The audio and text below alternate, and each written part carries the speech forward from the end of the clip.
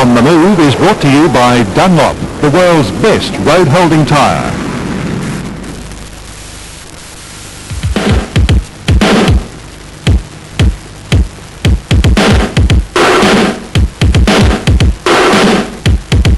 In this edition of On the Move, we take a look at the new super safe Ford Falcons, Mitsubishi's magnificent Magna Wagon that's set to take on the world, new four-wheel drives for Isuzu GM and Land Rover, all the action of the 1991 Camel Trophy, local motorsport sees action in the James Hardy 12-hour from Bathurst, and part one of our two-part coverage of the magnificent Targa Tasmania.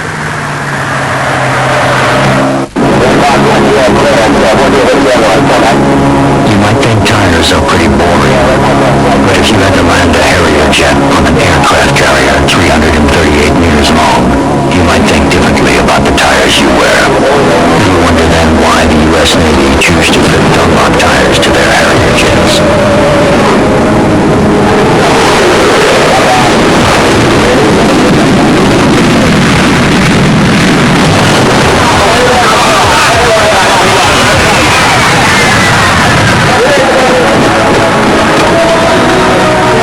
So keep your family safe. Stick with Dunlop, the world's best road-holding tires. Setting new standards in safe braking, that's the improved EB1000 coming up in On the Move.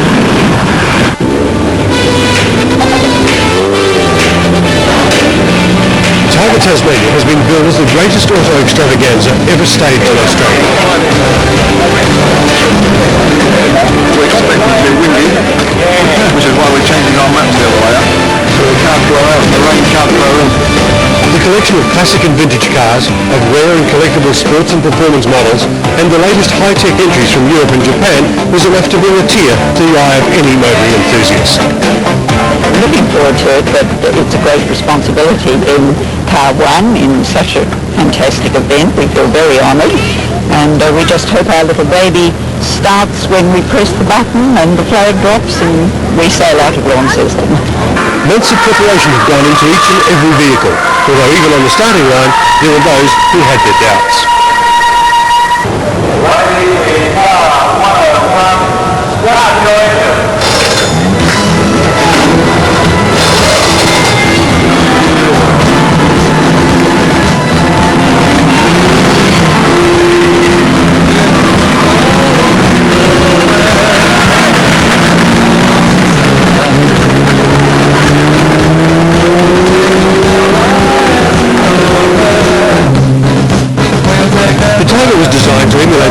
Rallies of the past, events like the famous Mille Miglia, and Tasmania certainly turned on the conditions to make it all worthwhile. Magnificent roads, brilliant touring country, and fast competitive section on roads that had been specially closed to allow the event to take place. The cars were right up to scratch, immaculately turned out and ready to roll, which by the looks of some of these antics was certainly not the case with many of the drivers and the navigators. Whether it was a sad lack of skills or just a little early over-exuberance, the result was just the same. Tense moments for the crews and fun for the spectators.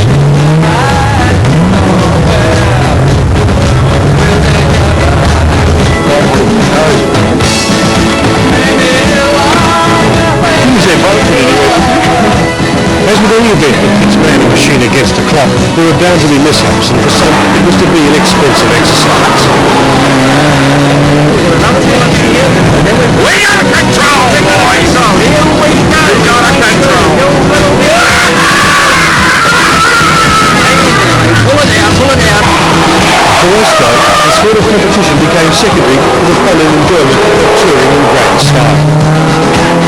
With almost 2,000 kilometres to be covered during the event, the pace was hectic. There was little that could happen to dull the enthusiasm. Even necessary maintenance was carried out with a minimum of fuss and a maximum of fun.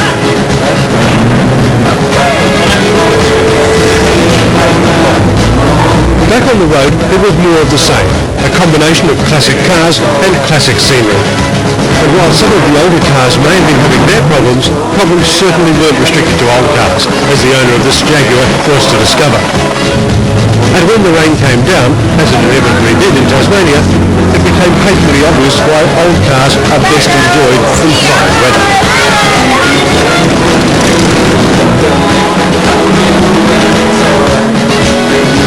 Underwater memorabilia like this classic Toyota also provided its share of thrills, although you can be forgiven for thinking that this local may have been happy to let it all just passing by.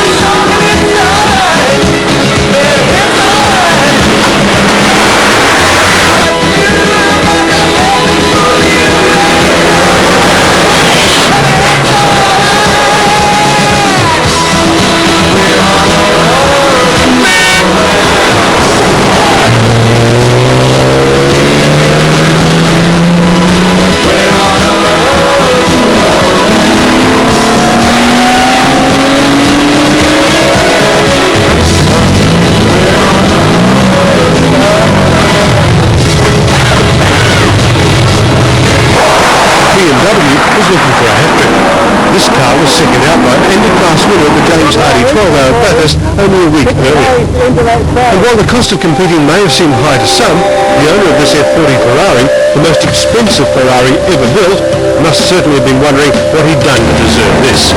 Rumours have it the damage will reach the $60,000 mark.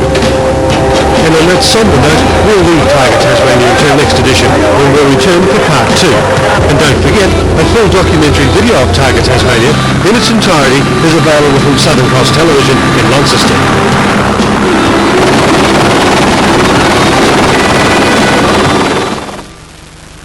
They've been around for 7 years, the annual Motoring Media Awards, and in many ways they put the critics themselves under the microscope. On hand for the official presentation is Dunlop's General Manager of Marketing, Mr. Ken Goff.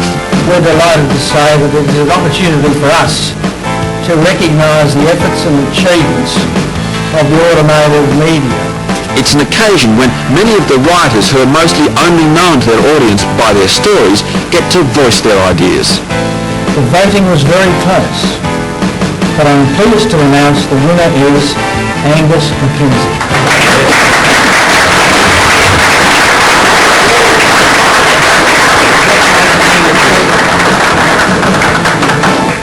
We work in a pretty privileged position. We get to have a close look at one of the most unique industry, producing the most unique product, the car. And Angus is very serious about his role. I think the awards give Australian motoring journalists some sort of goal, some sort of standard to aim for. And I think in general terms, given the size of the industry with which we're involved, it's a large enough industry that involves a lot of importers, local manufacturing, but it's small enough that a journalist has to be able to cover a wide range of aspects of the industry, from industry matters through the product through to motorsport and so on.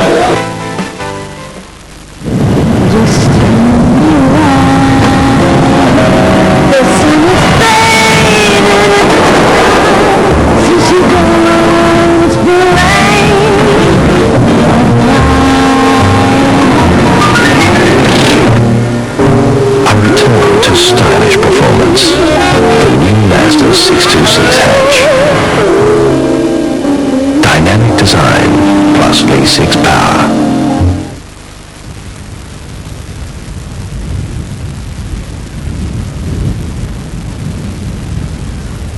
It's this new Behidn that's set to put Mitsubishi ahead in world markets with the new Magna Wagon.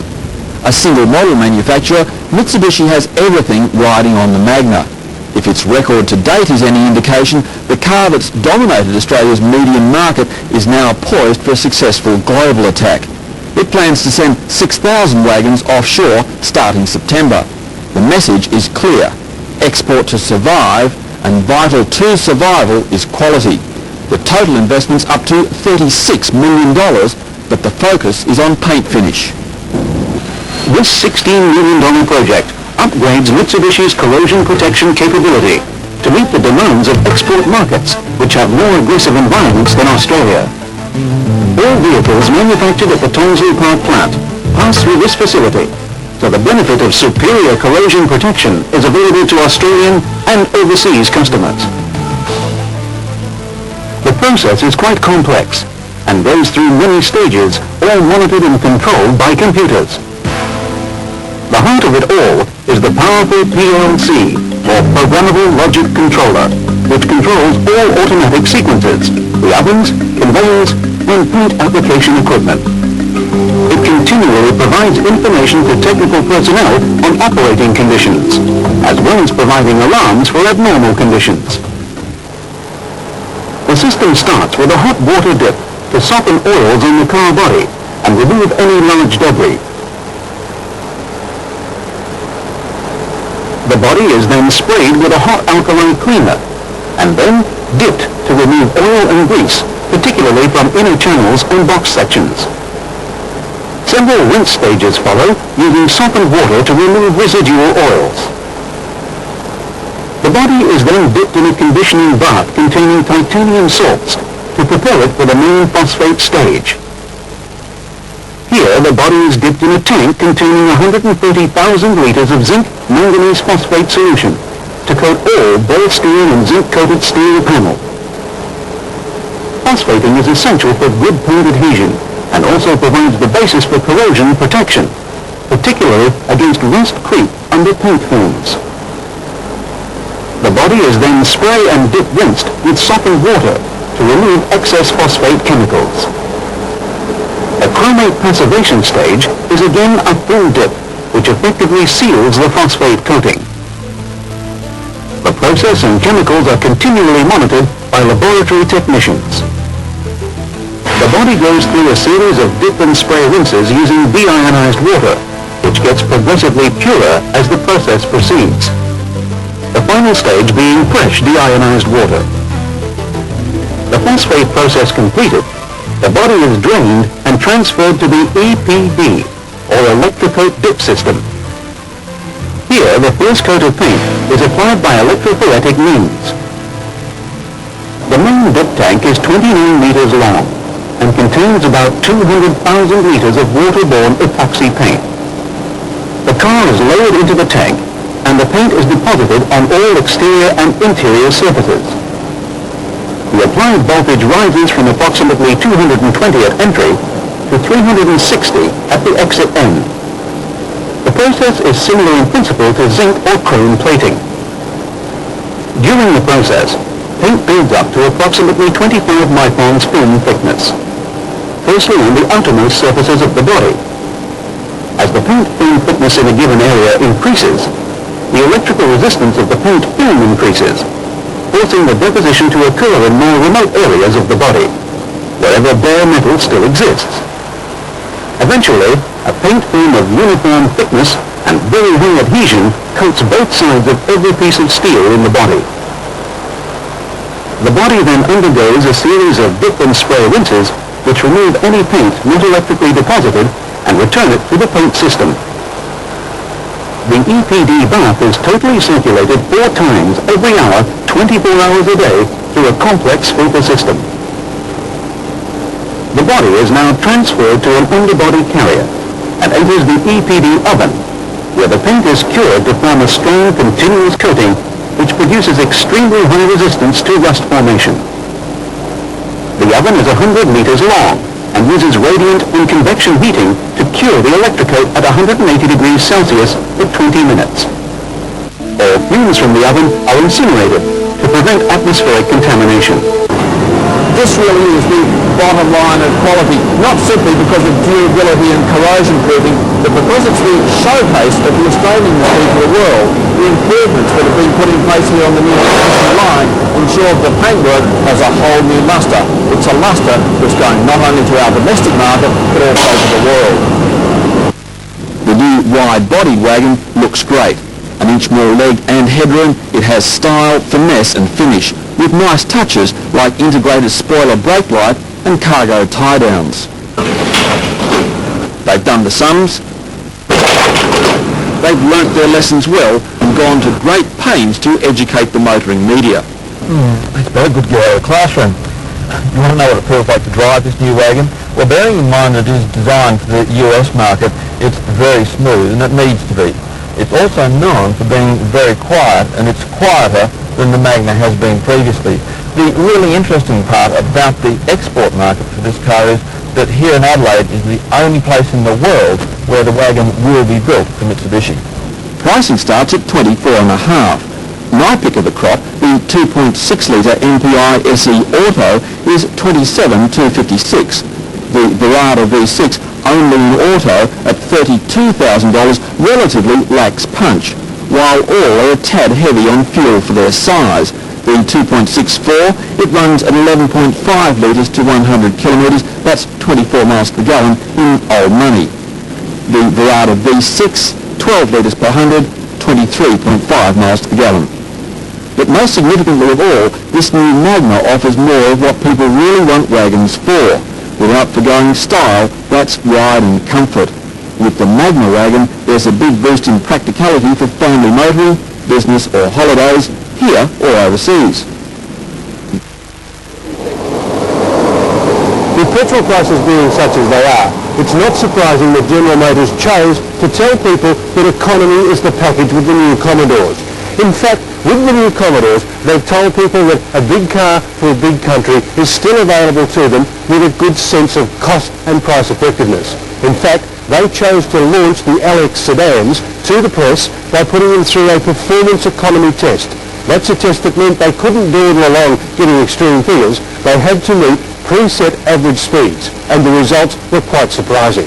The new VP Commodore LX Berliner sedan and wagon, introduced late in March, were developed for the fleet market to give Holden a vehicle to market against Ford's Fairmont. Compared with the standard Berliner, the LX boasts trip computer, climate control air conditioning, the high-spec security immobilization alarm system, alloy wheels, and a full complement of power accessories. The wagon is also the most luxurious Commodore wagon Holden has ever marketed. The last few years has seen the Big Six take a big dive in the fleet market as more powerful, better spec'd and more fuel-efficient fours began to make their presence felt. Both Ford and Holden suffered as a result, and Holden sees the LX Berliner as its fight-back model. To launch the car, GM's PR guru Mark McGuinness put together a 1,000-kilometre-plus performance and economy run for the National Motoring Press, aimed at convincing them, and thus their readers, that big V6s and V8s could be operated economically without sacrificing performance. The drive program was based around proper use of the chip computer to maximise fuel efficiency via the engine management system. At the end of the two-day program, it was the LX Berliner V6 sedan and wagon which stood a head and shoulders above the rest of the fleet. In almost every sector, they recorded the lowest fuel consumption, in spite of a variety of drivers and in spite of the variety of terrain. From a lowest figure of 7.08 litres per 100 kilometres, and in the old figures that's nearly 40 miles to the gallon, to a high of 13.87 litres per 100 kilometres or 20 mpg, the V6-powered LXs dominated the field. Unlike most fuel economy runs, where minimum fuel consumption at almost any cost is the aim, the launch of the LX Berliner saw the cars being pushed to the speed limits, in many cases, just to maintain average times. And to make sure that everything was fair between the vehicles, occupants and their luggage were weighed at the start of the trip, and that weight allowance was carried with them from car to car as they swapped between the various models during the 7-stage trip. 14 Commodores in all, including LX Berliners, SS, Clubman, Calais, Statesman and Caprice models, a mix of both V6s and V8s, were used with a total of 28 different drivers. The terrain covered varied from open freeway cruising to tight forestry roads, back and forth over the great dividing range between Sydney and Surfers Paradise. Certainly, the results were a positive statement for the LX Berliner and should carry some weight with fleet managers and the public. Both are sectors of the market which want big cars and big motors, but which for the past few years have been battered by high fuel costs and the call for greater fuel efficiency and smaller cars, the catch cry of social responsibility. The Australian motor industry and its products are becoming far more sophisticated. Electronic engine management provides great fuel efficiency, and of course safety is high on everybody's agenda. And now with ABS anti-lock braking available across the range on most cars like these, it's a very important factor. And we'll be looking at that Coming up next and on the move with the new Ford Falcon.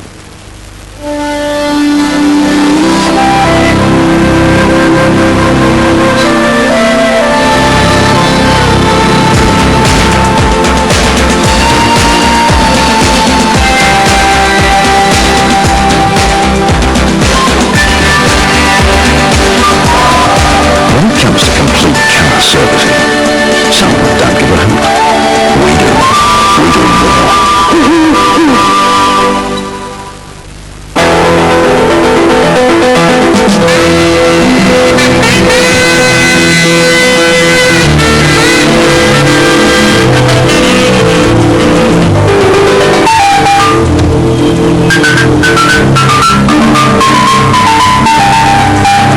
The V6 Sports Coupe that'll steal your heart. The new Mazda MX-6, where passion meets performance. You might think this looks like vintage motoring. Well, in fact, it is traditional motoring. This is the new Defender, and it's coming up in On the Move.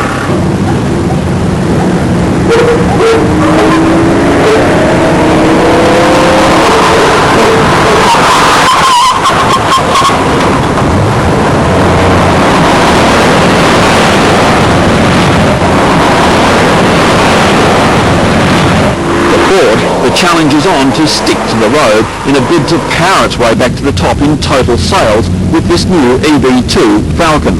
But there's one record Ford still has intact with a special message for the on-the-move crew who were along at the time. James, congratulations. Absolutely unbelievable that a record has been challenged but yet unbroken over a 10-year period. 4,200 kilometres in an XE Falcon equipped with LP gas over a 24-hour period. Congratulations. Everything's changing in this world, and we're certainly seeing that the EB Falcon is a large improvement over the vehicles of 10 years ago, and we think a step ahead of what the competition is offering today. And in our own way, we're setting out there to emulate your record-breaking event.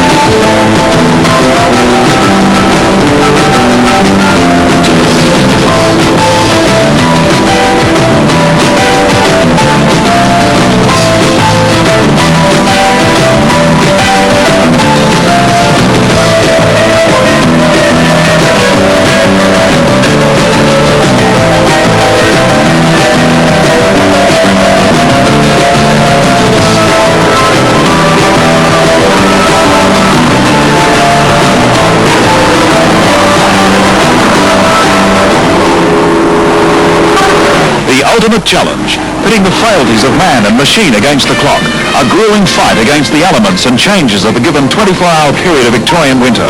Project 24 Hours, an attempt on 17 national speed and endurance records recognised by the Confederation of Australian Motorsport. We were back at the Yuyangs for the launch of this latest Falcon range. This time, safety, not speed and endurance, was high on the agenda. It was more than a kiss when I smacked this Armco in the early hours of that amazing record run 10 years ago. A lot's happened in that 10 years. At the time, Ford was going into its terrific period of being number one, king of the road. Now Toyota is on top in Australia. But that doesn't mean the design of these cars hasn't been a very big improvement. The new 4-litre motor, I would have loved to have had this car for that record run. Certainly it makes it a lot easier. The steering's still a little bit light, but very precise. And of course then there's the ABS brakes. That has to be the biggest breakthrough in Australian design for normal motorists. It's the least expensive ABS system in Australia, and the most important part is that it is designed for Australia. It's a huge improvement. This new car is evolution rather than revolution. Underneath the improved paintwork, a significantly changed car, part of the big push to give consumers more. The customer appreciates the value for money improvements that are happening throughout the industry, and Falcon, in my mind at least, is leading the pack in terms of offering more equipment, better value for money to the customer as quickly as we can develop it. A lot of people are now saying that we have come to a turning point. We have seen the recession. You have seen a $114 million loss at the moment. How do you see turning it round? Have we got to a turning point? I think we've reached a point in the industry where the total industry isn't deteriorating any further, and there is some slight chance that we'll see small improvements, but I think it'll be slow, and we're certainly not planning on any major change to the overall industry demand at this point. The suggestion is that it's either export or you're not going to survive in the current industry. The Capri, you must be very pleased that it is so successful in the States. Well, we've now built 50,000 Capris, and we've earned for Australia and for Ford $700 million of foreign currency. So it has been a successful program, and it's been a successful program in a very tough market in the US. It's probably the world's most competitive market. And during a period when the world economy has been in a recession, including the US automotive segment. So we're well poised when the market picks up, that we should continue and build on the success of the Capri export program. President Nasser seems unperturbed by this year's $114 million loss, confident this car will win renewed appeal. Top billing features are the ABS brakes. From under $25,000 you can get Ford's Deep Pulse Bendix ABS on the family Falcon. I really believe now all cars should have ABS by law. They're the biggest advance in safety since compulsory seatbelts. Ford's ABS, different to the Holden Boss system, tuned for Australia, it has one big stop pulse first, then tails off. Ideal for Aussie gravel roads, and sure works well in the wet like this. The new bigger 4-litre injected motor, there's now only one base motor, and this 6 is a gem, with 148 kilowatts, and if you must have more grunt, the V8 at 165. Frankly, the 6 is ample and returns terrific fuel efficiency. I got around 12 litres per 100 or 24 miles per gallon in city driving. Handling significantly improved, mainly now to a tauter body, with thicker glass and body pillars which are now filled with exploded epoxy, much better rollover strength. This race cage type approach means the magic wand tick-put waves over the performance versions like this, due later in the year, really work. This is a terrific touring car. Other costly upgrades, a lower bonnet line for better forward vision, and whip-stitch locker belts, the next best thing to pre-tensioning the belts. These new Falcons, quieter, more responsive, more economical. A whole new experience behind the wheel. And yes, those records still do stand. Solid engineering for a big country. A day up for petrol heads or real advanced driver training? We find out who teaches safety best. Coming up in On the Move. On the Move's 4-wheel driving is brought to you by 4-wheel drive equipment, distributors of PL Lights and the Ultimate Suspension.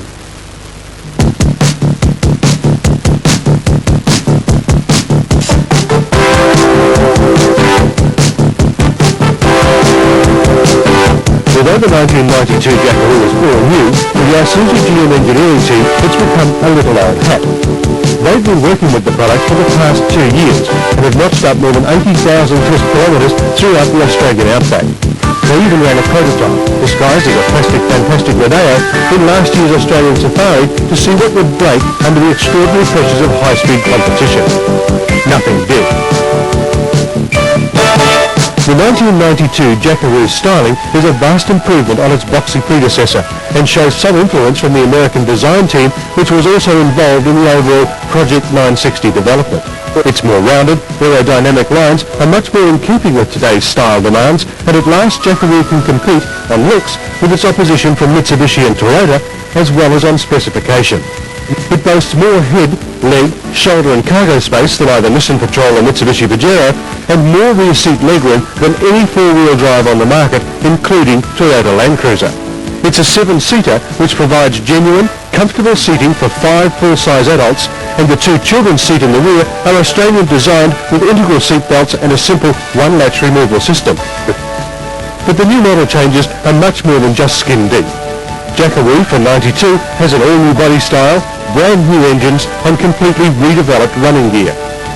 It's a completely new package and no more so than under the bonnet.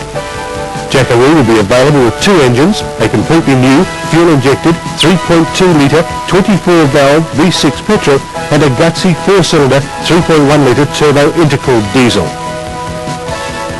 At 3.2 litres and 140 kilowatts, or 174 horsepower, this engine is the biggest and most powerful V6 engine available in any four-wheel drive. It develops a massive 260 newton-metres of torque across an incredibly wide rev range for what can only be described as fantastic flexibility. Well, the V6 is terrific engine. It's quite torquey down low, very easy to drive. And it's still got this massive torque increase as the rev rise. So overtaking on highways and really barrels into the big hills and things like that. Good engine. Perfect. Providing an option is the all-new indirect injection turbo intercooled diesel. For the first time, a tough, rugged power plant that's refined enough to be completely at home in a passenger car. Isuzu's engineers have made the diesel smooth and quiet at idle, thanks to indirect injection, without sacrificing any of the 84 kilowatts or 114 horsepower, and providing 260 newton-metres of grunt, the same as the V6 petrol engine. The diesel engine in particular is a typical Isuzu truck heritage sort of design, and it's really a long, light, very durable engine, very rugged, and it'll just take anything you can throw at it, run them flat out all day, no problem at all. But this engine is intercooled, and that again helps the long-term durability of the engine. It enables it to run harder for longer, it cools the charge, and therefore the temperature that the engine operates at. There are 8 models in the new Jackaroo range, offering a choice of long or short wheelbase, V6 petrol or 4-cylinder diesel, plus there's a choice of 5-speed manual or 4-speed electronic automatic transmission. A plus point is that the Jackaroo's 4-speed auto is a turbo hydromatic, and that's similar to the one in the VN series Commodore, so it won't present any surprises or service problems to any Holden dealer anywhere in Australia. The auto has been carefully matched to the V6 engine to maximise its operation, and that's another first in four-wheel drives. One of the bugbears of Japanese V6s has been the poor fuel economy, largely because the engines have to work so hard. But with the sort of gearing with these vehicles are like, you can rope along at 100 to 110 kilometres an hour, and you're only pulling around 2,500 RPM. Converter clutch and the torque with gears and the manuals, the fuel economy is turning out to be quite respectable. Also expected to be very popular is the short wheelbase Jackaroo, which will be available in 2 specification levels, but only with the petrol V6. It's a rocket, and it's bound to appeal to those looking for something that's a little different, a little fun, a market that the short wheelbase V6 Pajero has had almost entirely to itself for the past 12 months. Conscious of maintaining its established reputation for ride and handling, Isuzu GM has designed, tested and produced a suspension that's unique to the Australian models. On the front of this vehicle we've got Porsche bars, much the same as we had in the previous model in the row bars. It is a new design though, with the arm to control the Porsche bars being longer and located differently, so that the geometry as the wheels go up and down would make it not hold, and as you turn the wheels follow the desired path. And this is really a suspension designed for this car, not just carried over from some pickup truck or something like that. And on the rear we have an all-new forward coil system, which has the advantages of long travel without sort of feeding all the input straight back into the chassis. In the short time we've had behind the wheel of the Jackaroo since its release on April 24, it's surprised us with its flexibility, its performance, and most of all its superb ride and handling. It's a vehicle I think we'll be seeing a lot more of.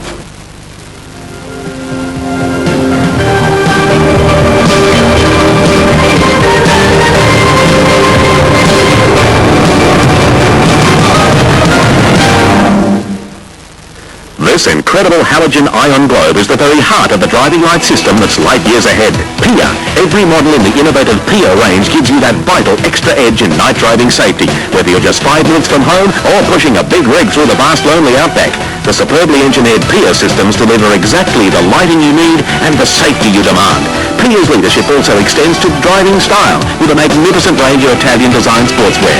For further information on PIA products, phone 008 252 309. The Camel Trophy is an annual event that has struck a chord with four-wheel drivers and adventurers alike. An event which has pitted hard men in tough vehicles against some of the least hospitable terrain in the world. In 1991, the Rothmans R.J. Reynolds organisation received almost 500,000 applications from 17 different countries for the 68 available seats. The 12th Camel Trophy, through the Dark Continent, crossed the African nations of Tanzania and Burundi in the height of the wet season, seeking the elusive source of the Nile. We joined the British team for a taste of the adventure and competition that awaited the teams in their fleet of Land Rover Discoveries. The only thing that's really surprised me is the number of spares that we're going to carry with the vehicle. I've been told it's not because they're planning on them breaking down. It's silly things like windscreen wiper blades and fan belts, which are going to go anyway. Sure driving.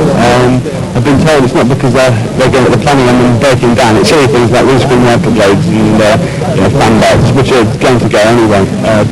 Sure driving we're going to be doing. But apart from that, the vehicles are more or less as we expect them to be. There's very few modifications we need to do to them.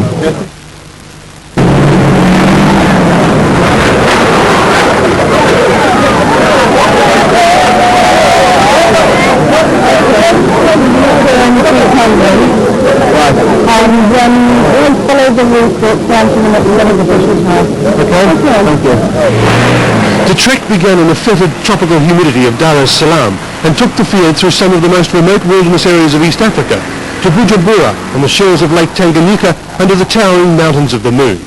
1,500 kilometres of challenge, and to add insult to injury, competitive stages all along the way. It was good. I mean, I'm really, Johnny's really pumping now. We got the route right, was the main thing. We did it cleanly. We took one shunt. It was a reasonable speed. We didn't damage the vehicle at all. We didn't hit anything, which is the main thing. I'm hoping it's only a good time. We'll just have to wait and see now. The trek is almost non-stop. Night transport and competitive stages, often forced because of delays during the day, make the already hazardous conditions even more dangerous. Night is, after all, the realm of the wild. The event had been planned to run through the tail end of the wet season, and what would normally have been dry, rocky riverbeds were now swiftly flowing torrents of muddy water.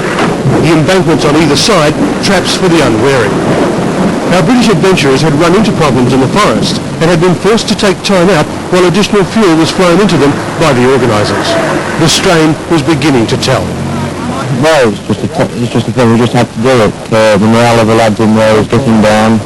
We got through, we knew how hard it was, so we got back, we got freshened up. We got plenty of cans of diesel, plenty of fresh water for them. We just wanted to get back in there and just get the morales up a bit more. And it seemed to work. We're back. After the roof-high grass and the endless swamps of southeast Tanzania, the dry savannas of Burundi are a welcome sight. In the first week, few of the teams managed to get more than a few hours' sleep.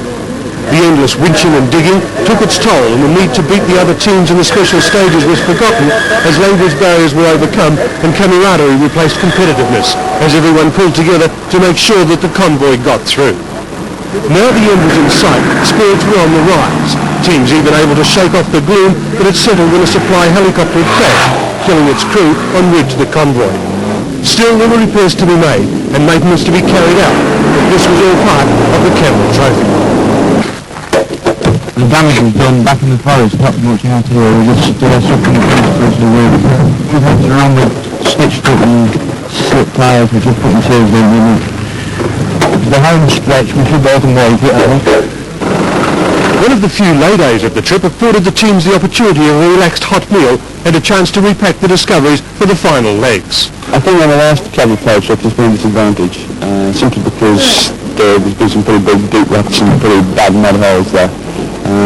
It's one of those things, we do that in the first set of tasks, so you pay a penalty and go last on the second leg. but we got round eventually. We got stuck with it, and there was a lot of tracks about which made navigating very confusing, but apart from that, we did get round eventually.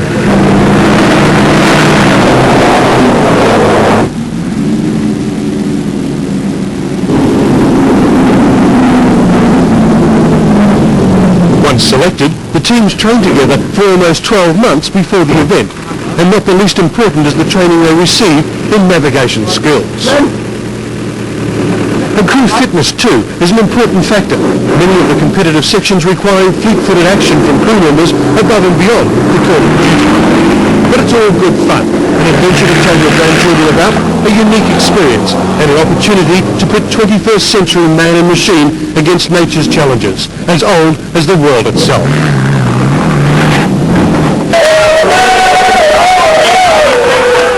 Please to Timothy Dre and Andrew Street. There they are. Down you come, Tim and Andy, and the two journalists with them, Howard Lees on the left-hand side and John Carroll, who's driven them in. And Great Britain, of course, just enjoyed quite a battle in the final tasks. Well done, you all made it, all 17 teams, and you did a fantastic job. You really did, and here you are in Burundi to prove it.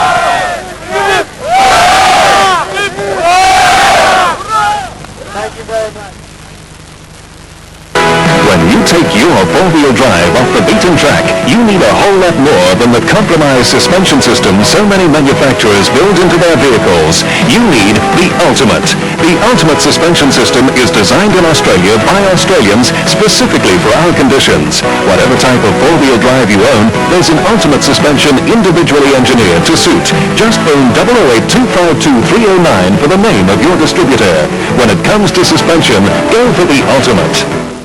This might seem familiar, but it is the machine that's set to bail out Rover when it comes to the tough workhorse end of the market. It's a machine that people in the country love, complete with the familiar corrosion-proof aluminium panels, plus now a 2.4-litre diesel motor and 5-speed gears. But it's in here that there are big improvements that really make it worthwhile on the road. You'll need some hay. The Defender's not cheap at around $35,000, but comparable with Nissan's Patrol and Toyota's Land Cruiser with their cab chassis rigs. At home on country lanes, the Defender's also a fair dinkum performer on its new coil suspension. There is some body roll, but most importantly, it'll tow up to 4 tonnes in safety. So, for a workhorse, this has got some real comfort. It fair makes a digger feel at home. The ride's not bad either, but we'll come to that in a minute. There are some real creature comforts here, like properly upholstered seats, and even little ideas and advantages, windscreen washers and wipers, although those wipers are a bit short, and if you need it, look at this, air conditioning. The best part about this is the ride. They've certainly smoothed it out. In fact, I'd say that it's as good, if not better, than the new Discovery. I know that Wayne's got a few comments as far as that's concerned, but there are a few downsides as well. For example, in 1992, there's no radio. On the other hand, this is power steering, and it does make it easy to drive.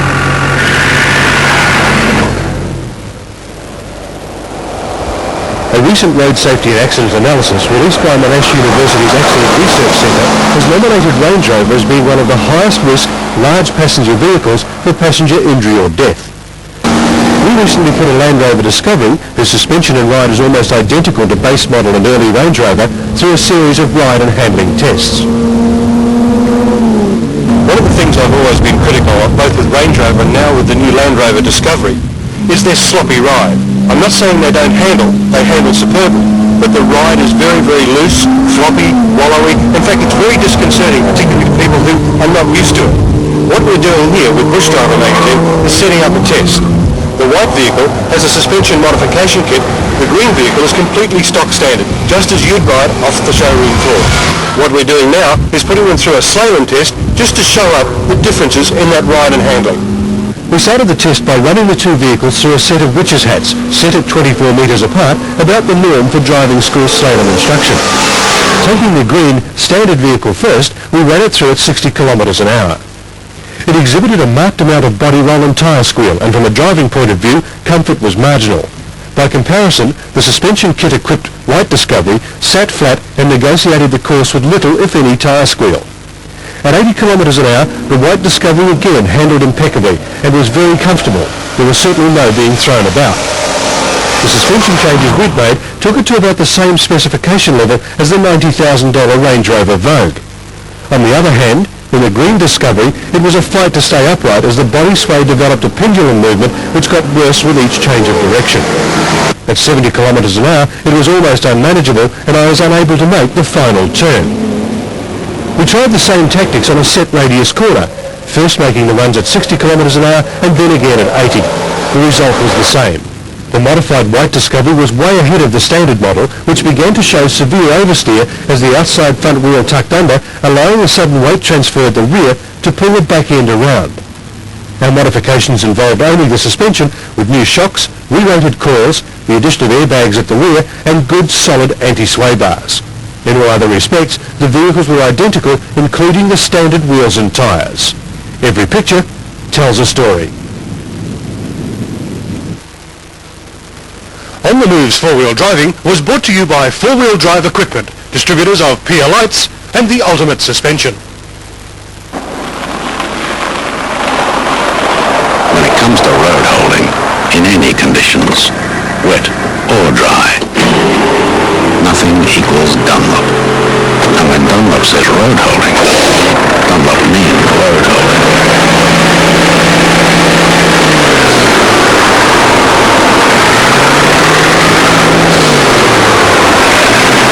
Stick with Dunlop, the world's best road-holding tyres. Hi, I'm Jo Kelly, and in this edition of On the Move, I'm taking a look at the latest in automotive fashion. That's coming up soon.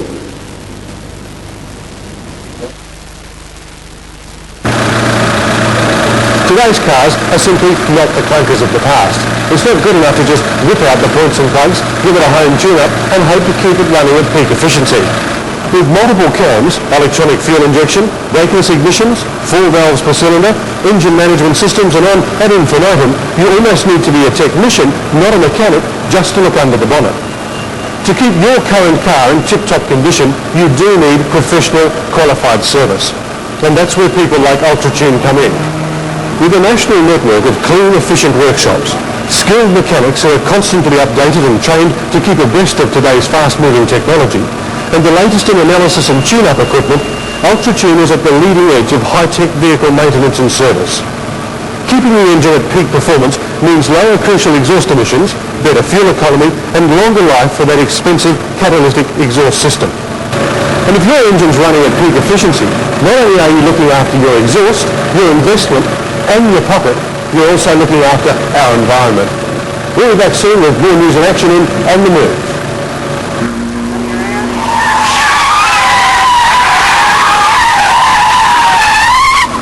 There are now around a dozen advanced driver training schools like these operating across Australia. Everything from brushing up on basic skill to race technique and licensing is on the agenda. How much you learn can depend both on how much you spend and your attitude. Around $180 gets a full-day course at the well-respected Ian Luff Dynamic Safety School at Sydney's Oran Park using your own car. The elegant GoldCoast surrounds of Frank Gardner's Benson Hedges BMW school costs about $500 using their cars. Both have similar goals. Well, we like that person to walk out the gate knowing full well he or she is a better driver. The young people, we like to get hold of nice and early before they inherit all the nasty little habits, and there's nothing like a person finding out how easy it is to become a passenger in their own motor car and having this shock.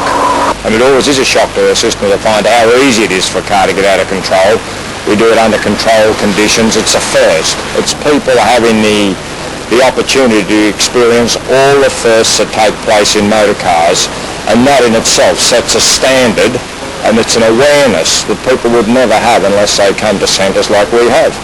The modern car is a lot more accurate, inherently a lot more accurate, which means that the driver has to really be in tune with those factors like front-wheel drive, traction control and things like that. This is a challenge of attitude as much as car control. And the skill level generally isn't too bad, but the awareness level is very low. In other words, people don't think enough about driving. Looking at the number of new schools that have now grown up over the last few years, what is the standard that's really needed? I think if you're going to have quality, then you have a product. There's always a yardstick that you have to aspire to.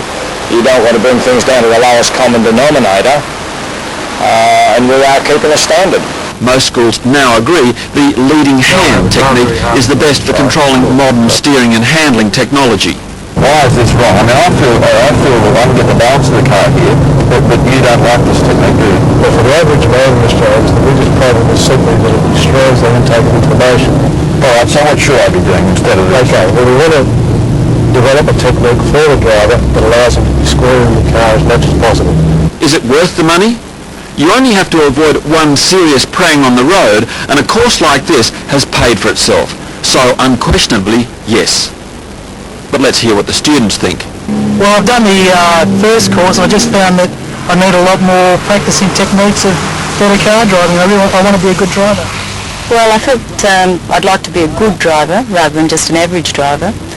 I do have hopes of one day perhaps racing, but this is a long way in the future, maybe off-road racing. And I think travelling as much as we do and being in a car all the time, I'll have to make myself a better driver. Like most things, you'll get out of advanced driver training what you put into it. And with the right attitude, you'll get a hell of a lot. Hi kids. Hi Sally. Sorry Sal, I'm running late. Be there soon.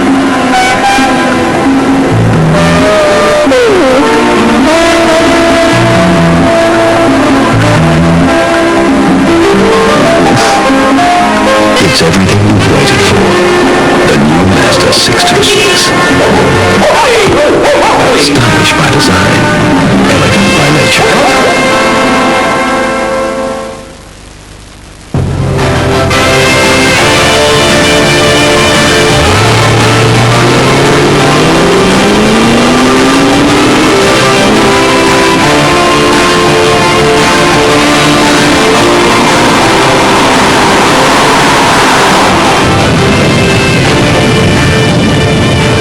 There's more to selling cars than just selling cars.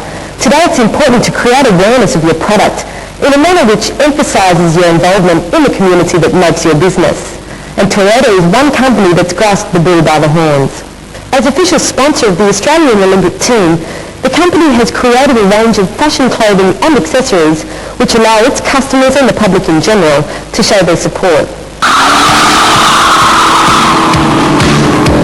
If you were asked to choose two words that would epitomise fashion and quality in the automotive world, Recaro and Momo would have to be at the top of the list.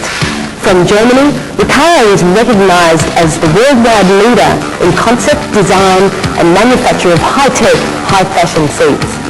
From Italy, Momo stands unsurpassed for haute couture in automotive accessories, handcrafted steering wheels, plus a superb range of fashion accessories for both the car and its owners. In Australia, Roman Autotech combines the best of both worlds as the sole importer and distributor of both.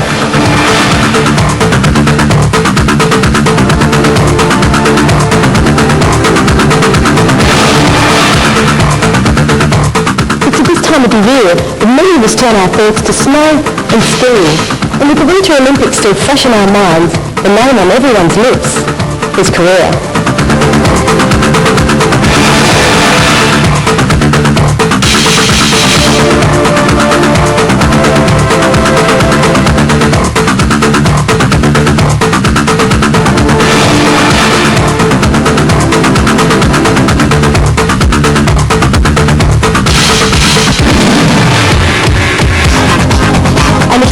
To On the Move, the latest winter jacket from BMW. And flown in from Germany especially for us, it's a fashion item that will be high on the shopping list of BMW owners this winter. Fashion and cars, or so it seems. go hand in hand.